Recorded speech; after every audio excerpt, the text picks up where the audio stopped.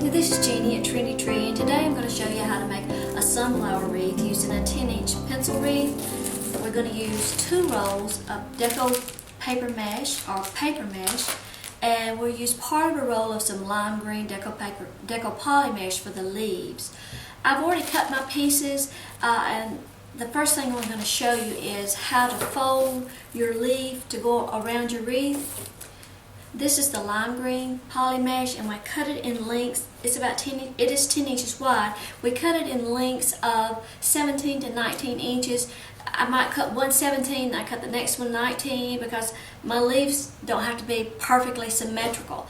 But to make the leaf, you see how the poly mesh has a natural retention about it. Well, you turn it over on its back, pull the opposing corners, and then roll those pieces, other corners to the center and make a leaf. You hold it in your hand like that, pinch it up, and then choose. We're going to start, the leaves will just go on the outer ring, open up a twist, lay the mesh down and secure it a couple of times, and you see your mesh just sticks out that way. Well, you want that mesh to make a point. Or a V rather. So squeeze it together there and it will hold it for a little bit. Of course it's going to flop back out, but as you add more leaves around it will hold its shape better. And then to make the petal, we cut our mesh into 10-inch pieces.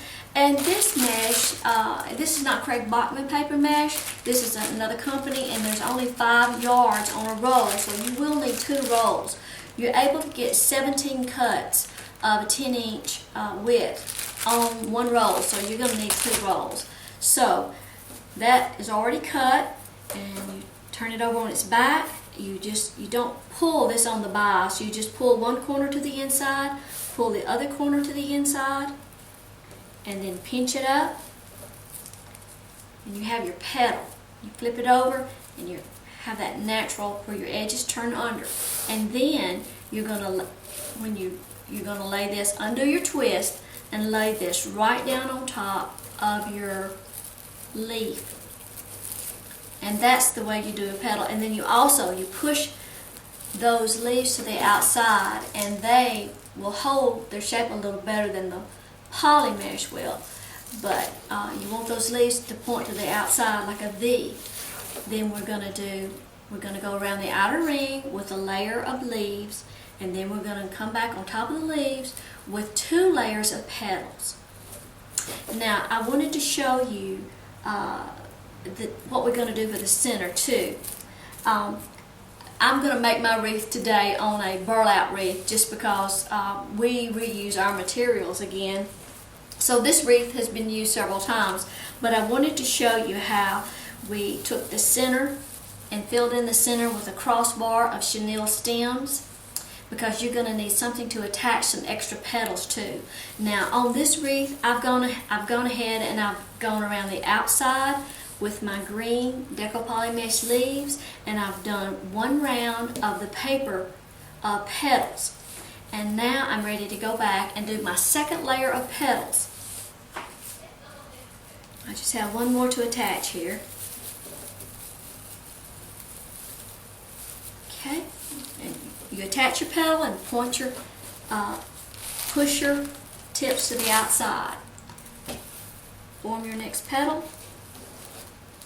Now we're starting on our second layer on the outer ring with our second layer of petals. So you have your leaf and 1 petal. You're going to undo that twist again, take it down and lay that second petal right on top. You're going to re-secure that twist, and this is the last thing that we're going to use this twist for, so we're going to poke it to the inside and get it out of the way. So now push those petals to the outside. So you can see in that twist we have 1 leaf and 2 petals on top. Now we're just going to continue working around the wreath.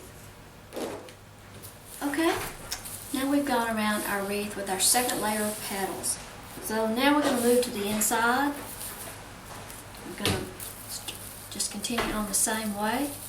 And I think I will just do 2 petals as I go.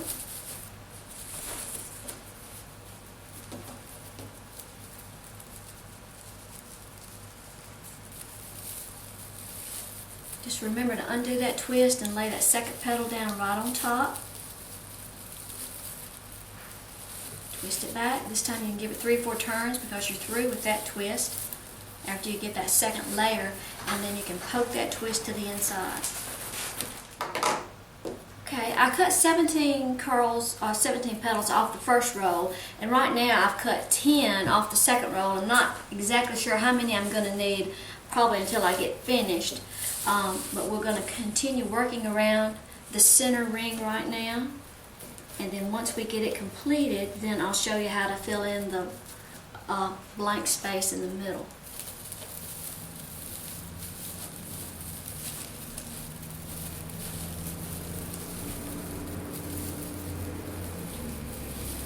Okay, now we've gone around our wreath now with 2 layers of petals on the outer ring and the inner ring, and you can see how much of an opening we still have here. So there's different ways of filling this in, but what we're going to do first is go ahead and, at least on this crossbar, put at least 4 more petals to fill that in a little bit more. If you're using a different size wreath frame, that's something to always keep in mind, is how big this center is that you're going to have to fill in with something.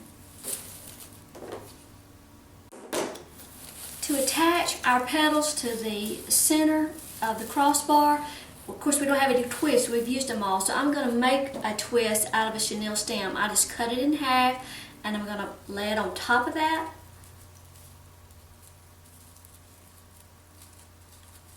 And I'm going to give it a twist, and then I'm going to put that down right on top of one of those crossbars and attach it. I'm going to attach it from the bottom. Now just that way I'll have less of the chenille stem showing.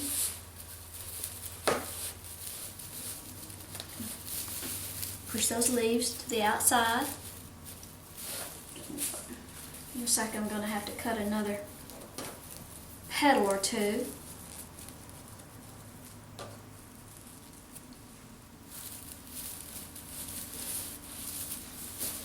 It's easier to reach your hand up under this one and secure it from the back.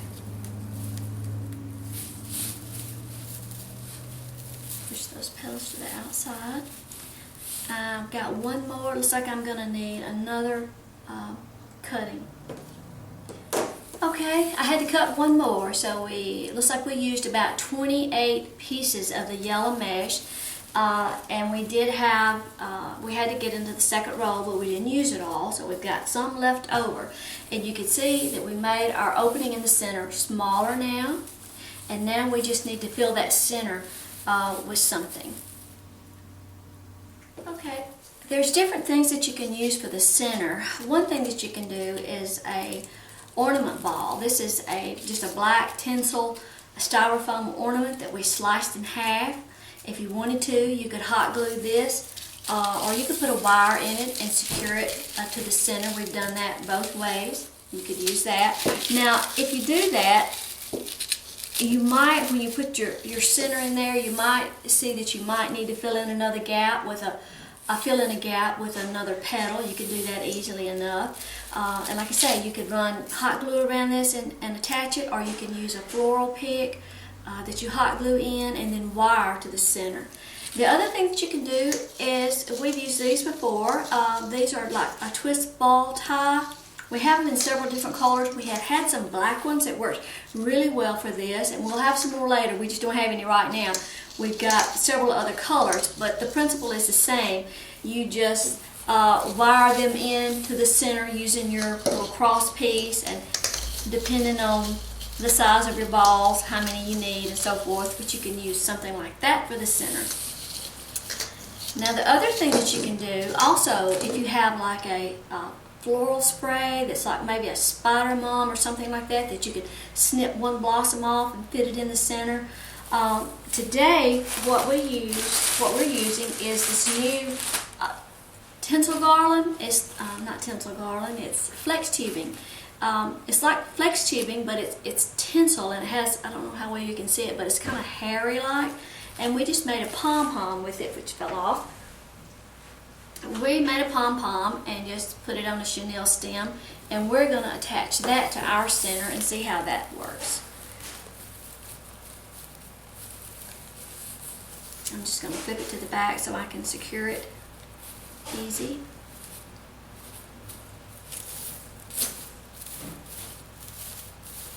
I like that. There we go.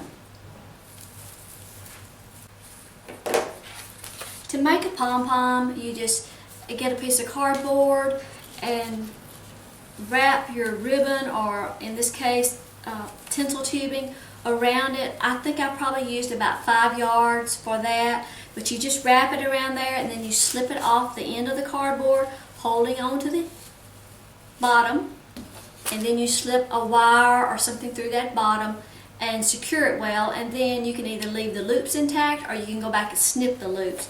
And this one I snipped the loops, but there's 20 yards to a bag of this, so you can get several off of it. But that's what we're using for the center on this one. And of course, you're going to have loose strings. You got to go back and get those loose strings off. Okay, we took some of the extra foil and just made some leaves to hang down from the bottom, just to give it a little more color down there. And I also added some of this brown velvet roping. Of course, it looks kind of funny right now, but I'm going to use it to just give it a little extra texture. And the way that you get easy way to curl this wired roping is just wrap it around. This was just a core from the mesh, or you can use a broom handle, but anything like that to slide that off. I like to, on the ends, kind of roll that up in a little bit of a knot to cover up those cut wire ends too. But just do that, or you can just wind it around your hands. See that? Here's our finished sunflower. And if you decide you wanted more leaves, you could always go to the back side and add more. Go back, clip your strings, and always check your back. Make sure you don't have anything sharp from the twist or anything that's sticking out that would, scratch your wall or your door. Thank you for dropping by. Please be sure and subscribe to our channel so you can see our next tutorial. Thanks again. Bye-bye.